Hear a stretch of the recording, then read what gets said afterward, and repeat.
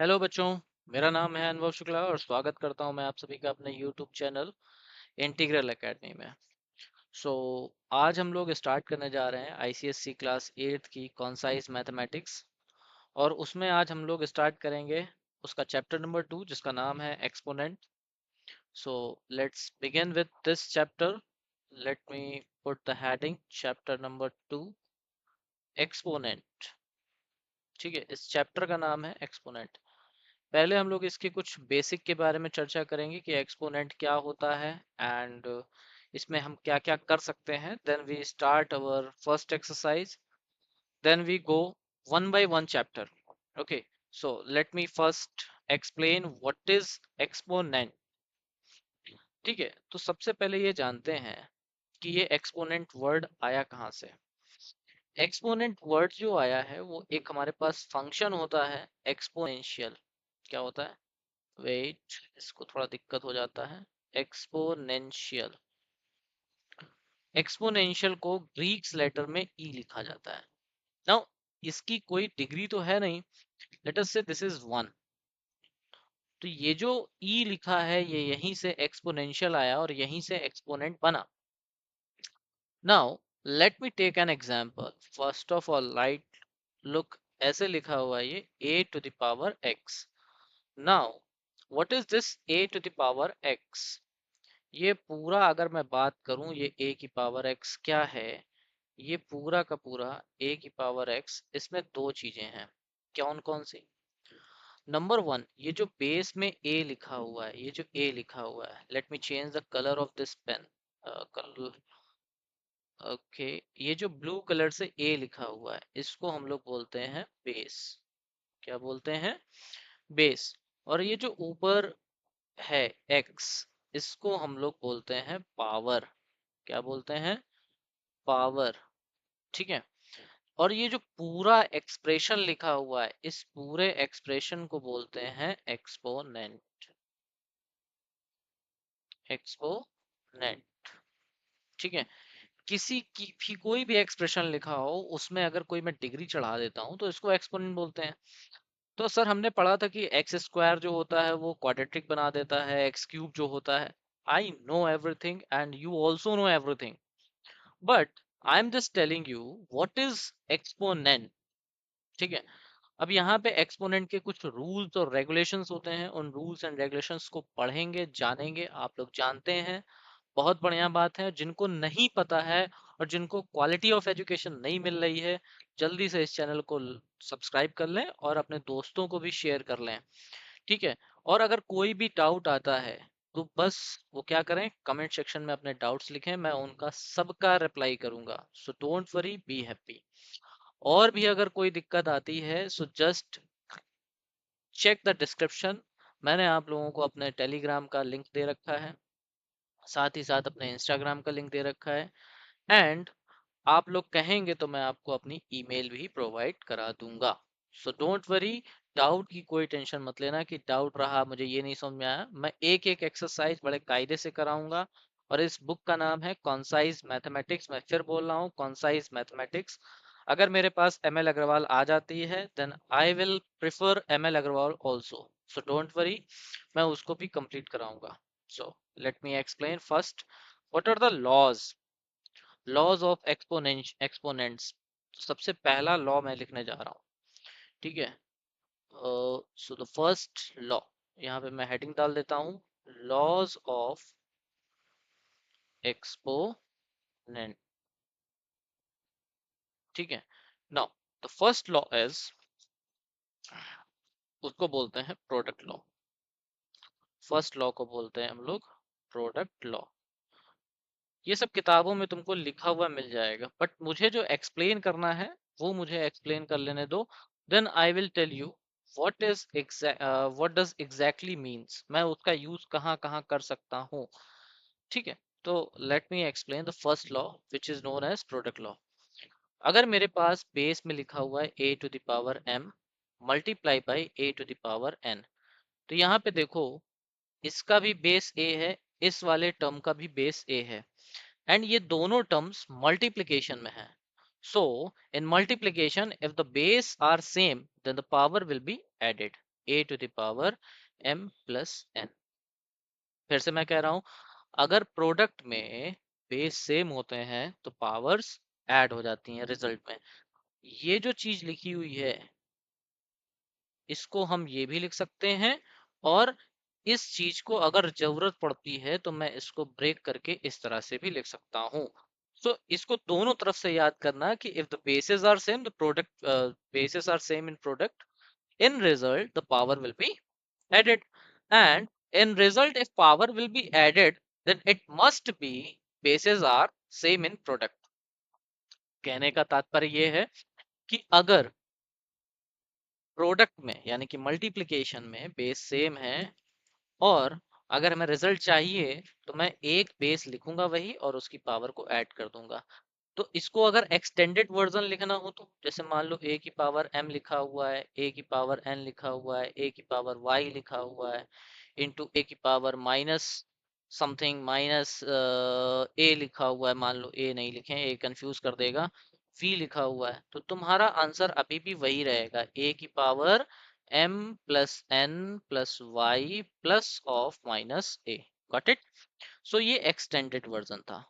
जरूरी नहीं केवल दो ही टर्म में लगता हो, नहीं भाई, कितने भी टर्म लिखे हो बेस सेम हो तो और प्रोडक्ट में हो तो उनकी पावर्स ऐड हो जाती हैं। Got it?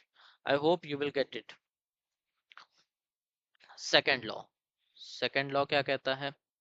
अच्छा हाँ, अगर आप लोगों को लगता है कि नहीं मुझे नोट्स बनाने चाहिए तो आप नोट्स बनाइए, बिल्कुल कोई दिक्कत नहीं है, बट पहले आप चीज़ों को समझेंगे उसके बाद आप नोट्स बनाएंगे, और ये जो इसकी पीडीएफ है वो आपको मिल जाएगी। ठीक है, मैं उसका भी लिंक शेयर कर दूंगा आपको description में, so you can download it from there। Okay, so don't worry, just watch this lecture and gain some knowledge, definitely you will get some extra things। Okay, just trust on me, and I know I am new here but not in teaching। Okay, so second law बोलता है quotient law। quotient law, now what is this quotient law? quotient law ये कहता है कि अगर मेरे पास इस तरह से लिखा हुआ है a to the power m divided by a to the power n, ठीक है, अब ये दोनों डिवीजन में है और बेस सेम है तो पावर सब्ट्रैक्ट हो जाती है, a to the power m minus n। Okay, so this is the second law. Now third law क्या कहता है? थर्ड लॉ ये कहता है जिसको हम बोलते हैं पावर लॉ। ठीक है, power law. Now what is this power law? Power law मतलब a to the power m और इसकी पावर n, तो ये दोनों पावर मल्टीप्लिकेशन में है, सॉरी, पावर की पावर आंसर बनाता है a to the power m into n।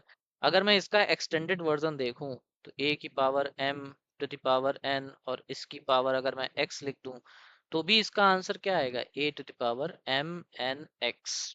ठीक है, जरूरी नहीं है कि केवल दो ही में लागू होता है, नहीं भाई, तीन में भी लागू होता है, चार में भी लागू होता है। ठीक है, नाउ यहाँ पे एक बहुत अच्छी चीज मिलती है हमको। अच्छा, मैं एक चीज पूछना चाहता हूँ कि अगर मैं -1 इंटू -1 करूँ so what we will get, 1। ठीक है, फिर देखना -1 इंटू -1 इंटू -1 इंटू -1, फिर भी हमको 1 ही मिलेगा। ये 1 पे मत जाना, मैं बस साइन की बात कर रहा हूँ। अगर मैं दो नेगेटिव साइन को मल्टीप्लाई करूँ so what we will get, positive sign.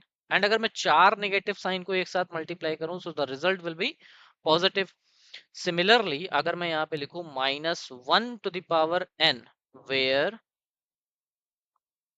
n is even, अगर n इवन हो so in result we get positive sign.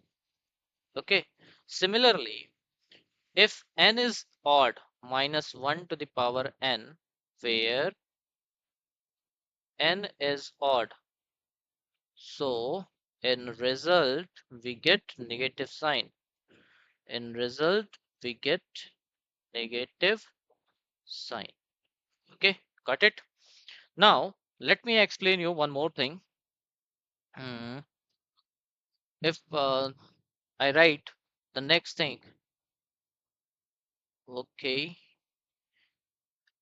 अगर मैं यहाँ पे लिखूं one two sorry A to the power minus one, so ये कुछ नहीं कहता है, ये बस इतना कहता है कि वन अपॉन ए लिख दो, ठीक है। Similarly if I want to write A to the power minus N in general, अगर मैं बोलूं कोई भी डिग्री हो, तो ये हो जाएगा one upon A to the power N. Okay, in general की बात कर रहा हूं मैं, बस इतना काम रहता है इसका और कुछ नहीं। Got it? I hope you will get my point. Okay, so if I want to say like अगर लिखा हुआ है 5 to the power minus 3, so what will be the answer? Correct, 1 upon 5 to the power 3। Very good. Now अगर मैं बोलूं कि मेरे पास कुछ ऐसा लिखा हुआ है 2 to the power minus 3, so what will be the answer? 1 upon 2 to the power 3। Very good, very good, तुम लोग तो सीख गए। Now the next thing is, अगर मैं बोलूं कि किसी की भी पावर जीरो हो, अगर मैं बोलूं कि किसी की भी पावर जीरो हो, like A to the power zero, it's it's answer will be always one. Okay, now let me start the first exercise, 2a, 2a का first question. Okay, so let me start the first question exercise, exercise number 2a। The first question कह रहा है evaluate, evaluate मतलब मुझे इसका answer निकालना है। Evaluate, evaluate में फर्स्ट क्वेश्चन कह रहा है, इसके टोटल 9 पार्ट हैं, फिर सेकंड है एंड थर्ड है। सो फर्स्ट पार्ट में करके दिखाता हूँ आप लोगों को कैसे करना है।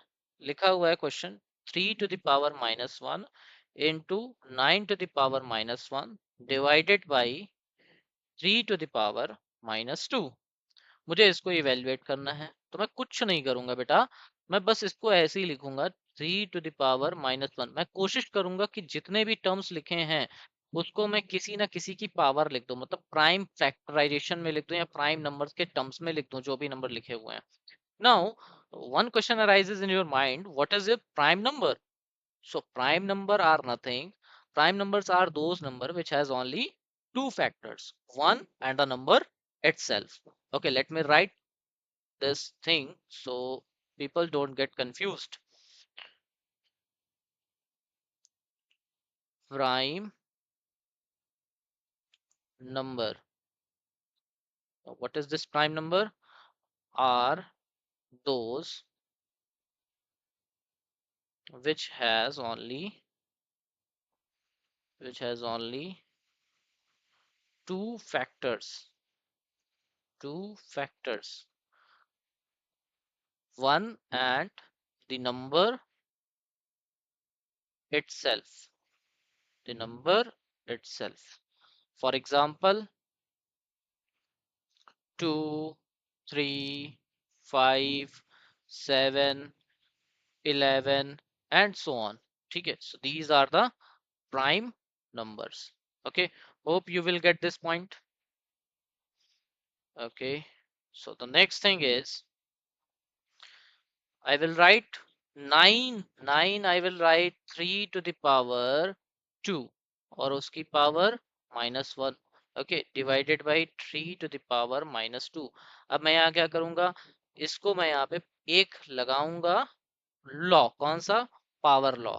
ठीक है, 3 to the power -2 divided by 3 to the power -2। यहाँ पे मैंने कौन सा लॉ लगाया? a to the power m to the power n is equal to a to the power m n। Now I will write 3 की power -1 plus -2 and divided by 3 to the power -2। Similarly, you will get 3 to the power -1 -2 -3। Very good. यहाँ पे मैंने कौन सा law लगाया?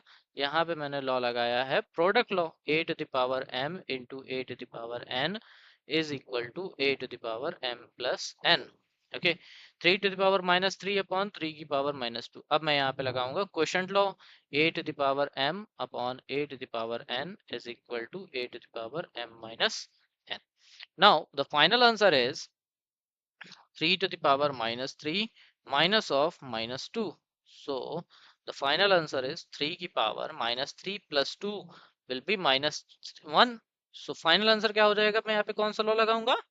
a to the power -1 which is nothing but 1 upon a to the power n. That means the final answer is 1 upon 3. Got it? Hope you will get this solution. Very good. Okay, so the next question, we will start the next question. You guys carry on.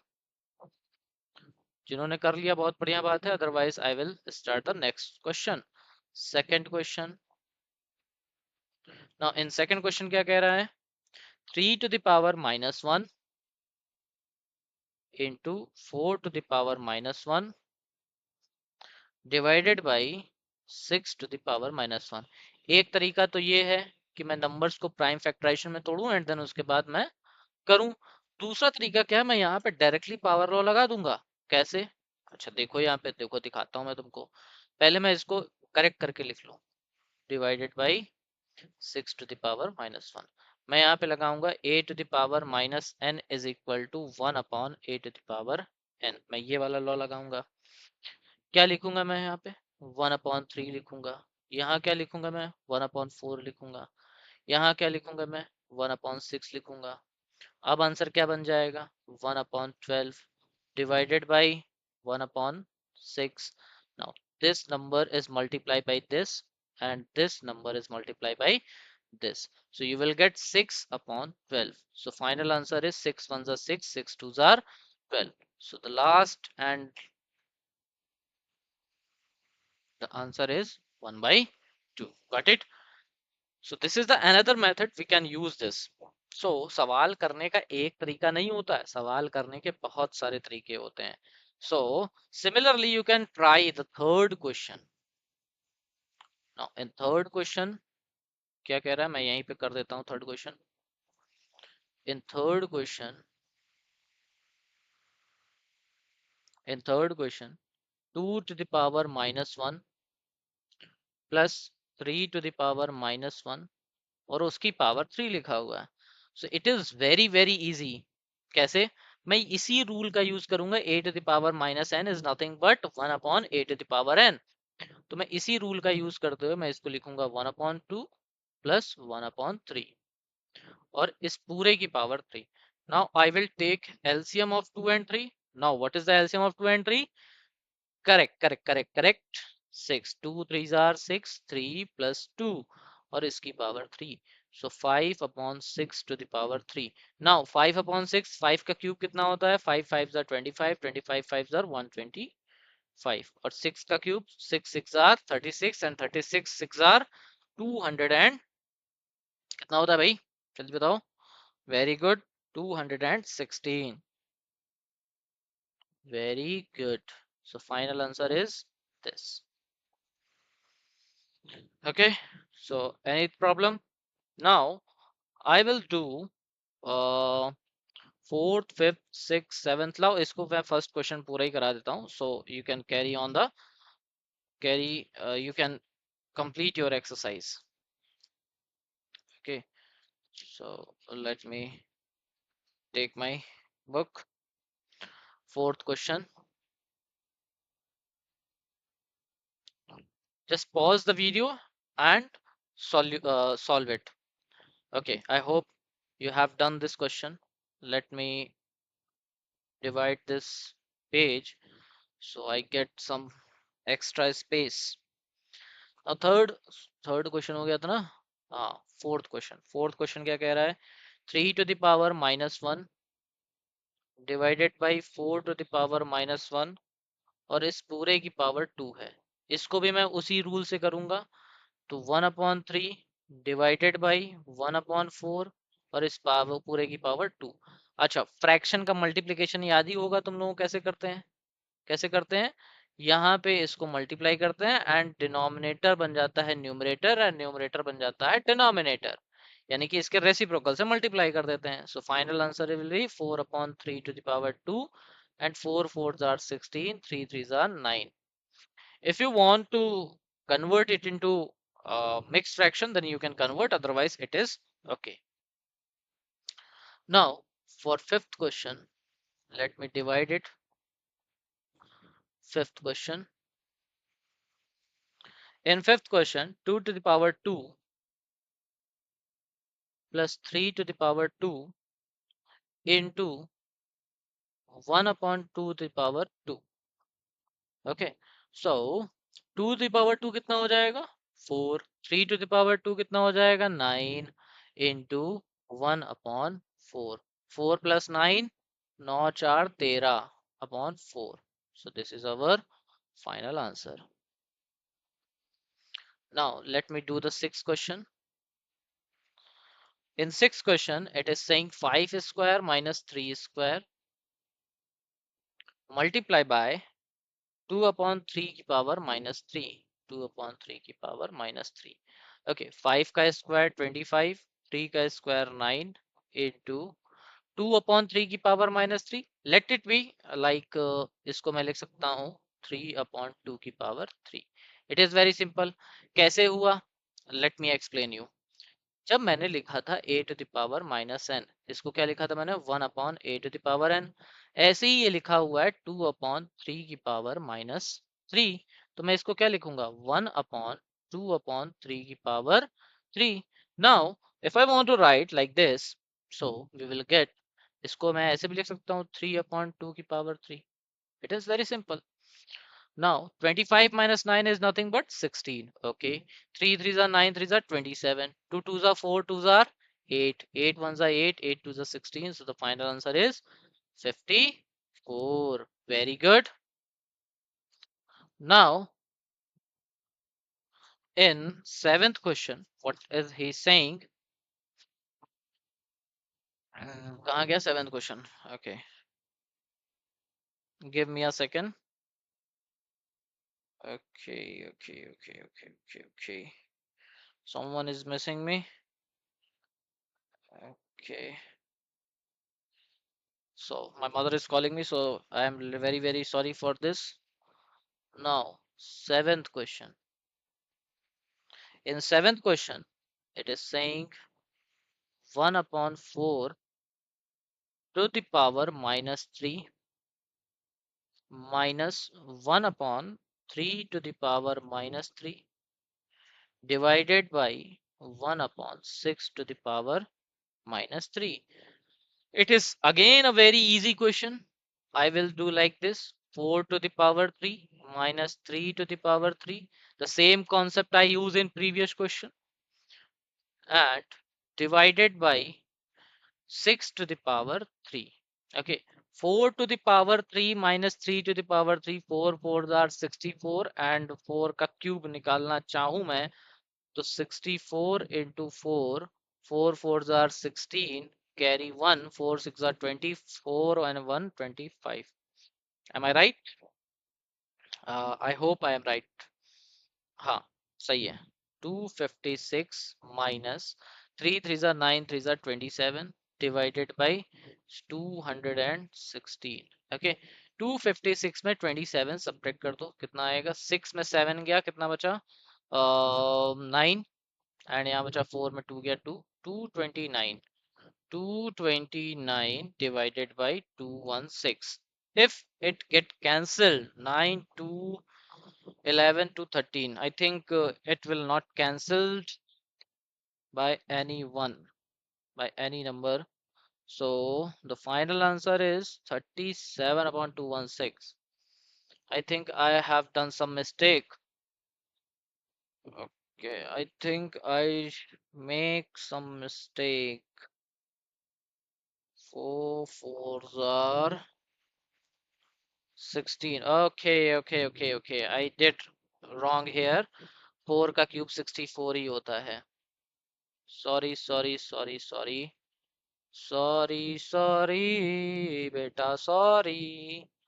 4 4s are 16 and 16 4s are 64 minus 27 divided by 216. So you will get 37 upon 216. So this is our final answer. Okay. Now come to the eighth question. In eighth question, minus 3 to the 3 upon 4, और इसकी power बोल रहा है -2, और इस पूरे की power बोल रहा है 2. सो मैं ये लिख सकता हूँ पावर लॉ से -3 की पावर -4. नाउ मैंने क्या बताया था, इस माइनस को बाहर निकाल लो 1 मिनट के लिए। और वैसे भी पावर 4 है तो आंसर पॉजिटिव ही आने वाला है, because I told you already in this concept, if n is even, then the power will we get a positive sign. Okay, so let me write this concept. So erase this. इसको मैं लिख सकता हूँ 4/3 to the minus, minus लगा रहने दो, कोई दिक्कत नहीं है। 4। नाउ इसको जब मैं 4 बार मल्टीप्लाई कराऊंगा तो 64/81 आएगा। आएगा कि नहीं आएगा? और पॉजिटिव आंसर आएगा। सो this is our final answer. Look कितना इजी है। बस ये मैं कह रहा हूँ आसानी से, बट आप लोगों के लिए थोड़ा कठिन होगा, बट मैं नहीं चाहता कि ये कठिन बने आप लोगों के लिए। That is why I am taking one by one question and solving it by my own, so you guys get a clear cut solution. Okay, now write me ninth question. In ninth question he is saying 3/5 to the power -2 और इस पूरे की power बोल रहा है 2। Similarly you can do this 3/5 की power -4 and final answer will be 5/3 to the power 4। 5 की power 4 मतलब 5 into 5 into 5 into 5, 5 5s are 25, 25 into 25, I think 625 divided by 3 3s are 9, 3s are 27, 3s are 81। 625/81। अगर इसको mix fraction में करना है so you can divide it and you will get the same answer.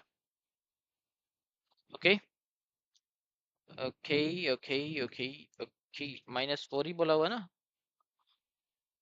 Okay okay, if anything is wrong then please let me know, because in my book I think नई books में change वेंज कुछ हुआ हो so just tell me, अगर हुआ हो तो, otherwise it's okay।